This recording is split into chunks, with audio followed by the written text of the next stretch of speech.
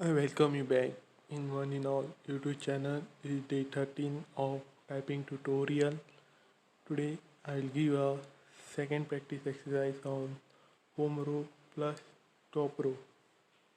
You have to type the given paragraph, that is starting from QSOLE to YSD double S.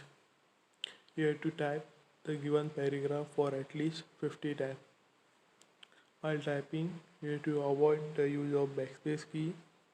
At the beginning or starting, type the paragraph, type the word slowly, and later on you can increase your speed. Suppose if you made any mistake while typing any word, you have to repeat that word only for another 20 times. This will help you to reduce your mistakes. If possible, try to type the given paragraph without doing a single mistake. And if you want the PDF link of the given paragraph, then check it in description. That's it. That much. Thank you. Thank you so much.